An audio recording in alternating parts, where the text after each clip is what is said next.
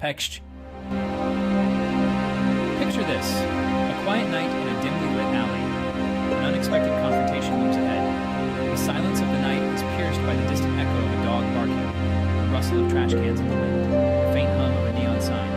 Your heart thumps, matching the rhythm of a city that never sleeps. Anticipation hangs heavy in the air like a veil of impending doom. Imagine two figures, shadows in the darkness, toe to toe, their breaths visible in the cold air. Words are exchanged, harsh, biting, carving their way through the frosty night. Each syllable, a verbal jab, a provocation, a challenge. The tension between them is palpable, a tangible force that buzzes in the quiet alleyway. Listen to the shuffling of feet on the gravelly pavement, the calculated dance of danger, a prelude to the storm about to unfold. One step forward, two steps back, a waltz of wariness and bravado. The sound of it is a drum beat, a countdown to a clash that seems inevitable.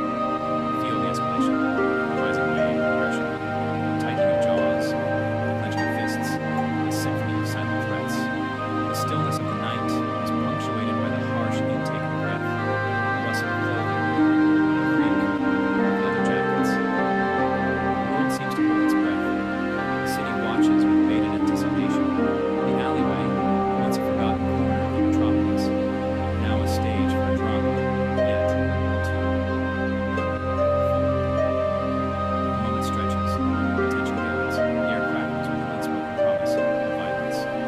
Then, it freezes. The world slows. The seven goes, the heartbeats echo in the stillness. Just before the storm, the calm before, the fight kicks off. Two figures, frozen in time, locked in a dance of defiance. The city waits, the alleyway holds its breath. The confrontation hangs in the balance, and there, on the brink of chaos, time stops. Now imagine a voice breaks through the tension, steady and calm. This is a voice of reason, a voice of wisdom, a voice that carries the weight of knowledge and experience. It's here to guide you, to navigate you through the stormy waters of conflict, to help you find your way to resolution without resorting to violence. You see, martial arts is not just about the strikes, the kicks, and the grapples. It's about discipline, self-control, and respect for others. It's about knowing when to use your skills and when to restrain yourself. It's about understanding that the true strength of a martial artist lies not in his fists, but in his heart, his mind, and his discipline. Let's take a moment to consider the possible outcomes of this encounter. What if you decide to engage in a physical fight? Yes, you may win, but at what cost? There could be injuries, legal consequences, and a tarnished reputation. But what if you decide to walk away? You maintain your dignity, you show respect for yourself and others, and you demonstrate that you are in control of your actions. Now let's focus on the importance of proper technique, not just in martial arts, but also in handling conflict. It's about maintaining a balanced stance, not too aggressive, not too passive. Your feet should be shoulder-width apart, your knees slightly bent, your weight evenly distributed. This stance gives you stability and allows you to react quickly and effectively. Your hands should be positioned in a way that shows you are ready to defend yourself, but without showing aggression. Your palms can be open, facing the opponent, signaling that you don't want to fight. Or your hands can be held up in front of your chest in a non-threatening, defensive posture. This shows that you are prepared to protect yourself if necessary, but you are not seeking to fight. The movement of your body, your gestures, your facial expressions can all communicate your intentions. A steady gaze, a calm demeanor, a relaxed posture. These can all convey to the opponent that you are not there to fight, but to resolve the conflict. Control of breath is another essential aspect.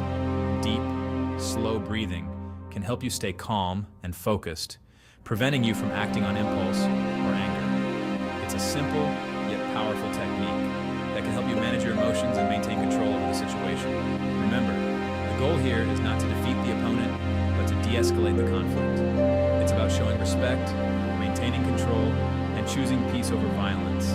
It's about making the right choices, even when under pressure, even when provoked. arts teaches us that the greatest battles are not fought with fists, but with the mind. It's about overcoming your own fears, your own insecurities, your own anger. It's about finding the strength within yourself to choose peace, to choose respect, to choose dignity. So, the next time you find yourself in a conflict, remember these lessons. Remember the importance of a balanced stance, the positioning of hands, the movement of your body, the control of breath. Remember the power of a calm demeanor, a steady gaze, a respectful attitude. Remember, the strength of the martial artist lies not just in his fists, but in his heart, his mind, his discipline. Because at the end of the day, it's not about who can throw the hardest punch or land the fastest kick. It's about who can remain calm in the face of adversity, who can show respect even to an adversary, who can choose peace over violence. That, my friends, is the true mark of a martial artist. Now, see the scene unfreeze.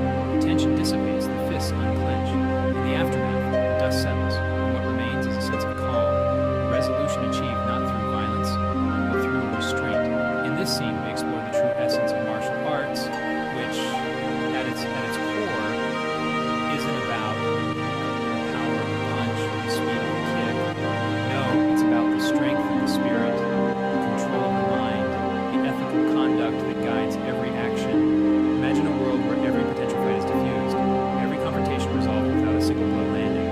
It's a world where understanding trumps aggression, where respect douses the flames of anger. This is the world that every martial artist aspires to create, a world that begins with their own actions, their own choices.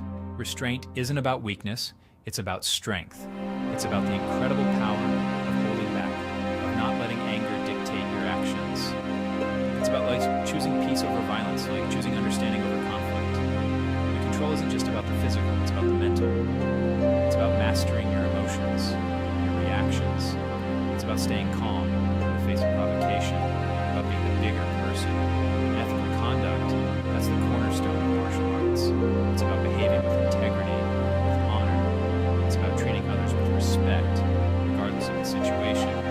It's about being a role model, an example of what it means to be a true martial artist.